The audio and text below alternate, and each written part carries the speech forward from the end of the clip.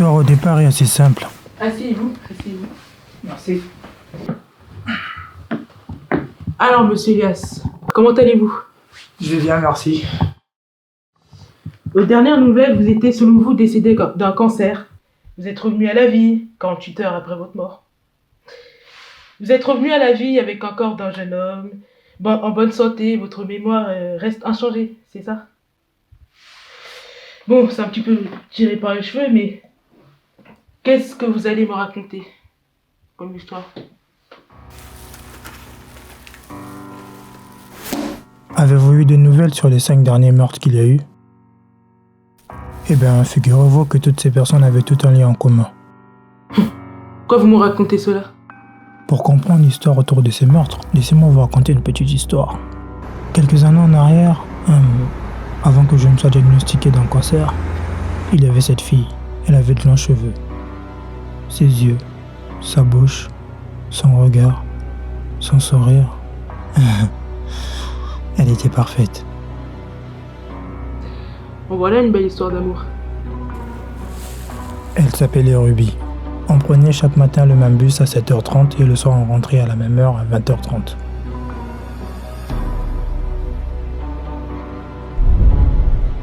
J'étais fou amoureux d'elle. J'en perdais les moyens même quand on était à 50 mètres de distance. Malheureusement, j'étais incapable de lui avouer quoi que ce soit et j'arrêtais pas d'en souffrir. J'étais conforté par les rêves que je me faisais d'elle. J'en faisais une fixette, je vous assure. Mais en même temps, c'est la seule chose qui pouvait apaiser l'être que j'étais à cette époque. Et je ne vais pas vous cacher que dans mes rêves, c'était le seul endroit où j'étais maître.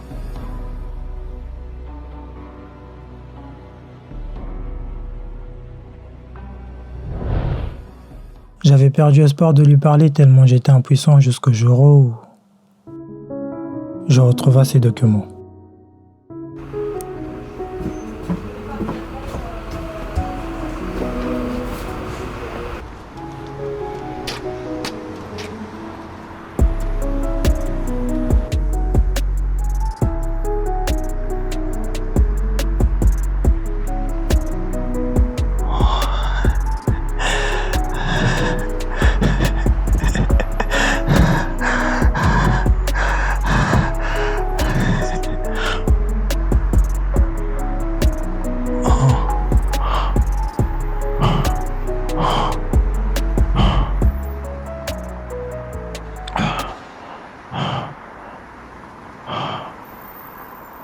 Le lendemain, un matin que j'oublierai sans doute jamais, je vis Ruby.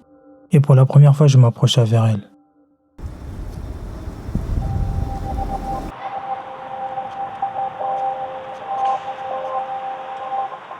Bonjour Ruby. Bonjour. Je crois que c'est à vous, je les ai trouvés hier devant le bus. Je crois que c'est à vous. Ah, merci. C'est rien, je les ai trouvés en sortant du bus l'autre fois. Ah non, mais c'est trop gentil, merci. Mais c'est vraiment rien. Mais non, mais vous me sauvez la Je vie. vous dis que c'est vraiment rien. Ah, vous me sauvez la vie. Non, non, non, sérieux, mais... Non mais c'est rien, je les ai trouvés en sortant si. du bus. Si, c'est trop cool. C'est rien. C'est rien.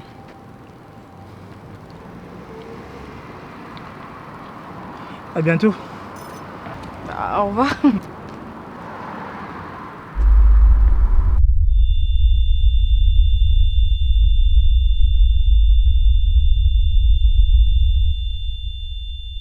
J'ai pas pu lui dire encore une fois.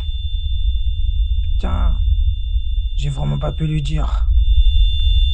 Et bien sûr, c'était un échec cette fois-là aussi. En même temps, c'était pour moi la dernière fois de lui parler car elle s'en allait le lendemain. Je n'ai rien pu faire, putain.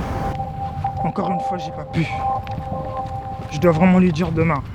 Ça y est, Mais non, elle déménage la semaine prochaine. Et c'est mon dernier jour aujourd'hui. Putain. Faut que je lui dise ce soir, j'ai pas le choix. Je dois attendre et lui dire. J'étais déterminé à lui dire. À tenter ma chance. Bien que je savais qu'elle était infime. Je décida donc de l'attendre sous ce pont qu'elle avait l'habitude de prendre en rentrant. C'était un soir d'été. J'y suis descendu 1 heure plus tôt pour ne pas la manquer. Et j'y suis resté pendant longtemps pour attendre l'arrivée de Ruby. À 20h30, Ruby n'était toujours pas là. À 22h non plus, elle n'était pas là. À 23h30, je décidai de rentrer. En même temps, le soleil n'était pas encore couché, mais j'étais tellement épuisé que je tenais à peine debout.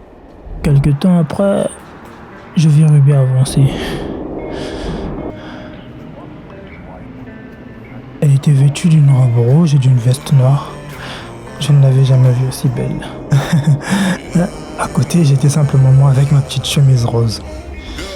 Je m'en souviens comme si c'était hier.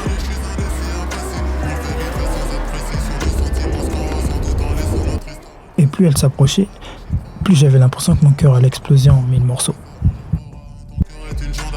Arrivé à mon niveau, Ruby retira ses écouteurs et me regarda pour la première fois avec un tout autre regard. Mais à côté, j'osais à peine lever les yeux vers elle. Bon, bonsoir Ruby. Tu es ravissante. Au contraire, j'ai tout de suite littéralement récité tout ce que je voulais lui dire depuis tout ce temps. Comme un robot. Je devais certainement avoir l'air ridicule d'ailleurs. Je ressens des trucs pour toi que j'arrive pas à comprendre.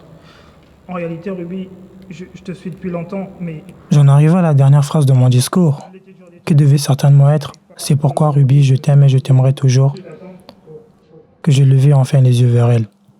Je découvris son regard. Ses yeux étaient remplis de larmes. on t'a avoué que C'était des larmes de rire. Elle éclata de rire avec une sincérité déconcertante. Apparemment, Ruby s'était difficilement retenue pendant mon discours. Non mais sérieux, tu t'es vu ou pas? Non mais tu t'es regardé, tu te tiens debout comme un clown là. Non mais quoi, tu vas dire quoi? Non mais tu m'as vu 2 minutes ou pas? Eh, je suis pas une fille de ton niveau en fait. Tu veux que je fasse quoi avec un loser comme toi? Eh, réveille-toi. Vas-y, c'est mon seul chemin. Et pendant que son rire résonnait dans ma tête, je réalisais à quel point j'en avais toujours eu envie en fait. Ouais, c'était ça. En fait, je m'étais très souvent imaginé en train de la tuer. Et c'est ce que je fis. Elle avait à peine fini de rigoler que ma main l'avait attrapée par les cheveux. Je lui serrai la gorge tellement fort. Je lui broyai son larynx jusqu'à ce qu'elle arrête de bouger. Ruby sera toujours ma préférée parmi toutes. Et c'est pourquoi, en son honneur, j'ai décidé de raconter cette histoire. Mais il y avait sûrement des caméras. Vous êtes un psychopathe, un assassin. Croyez-vous que je sois bête à ce point? Jamais ils ne trouveront son corps sans un coup de pouce de ma part. Quelle belle histoire, vous trouvez pas?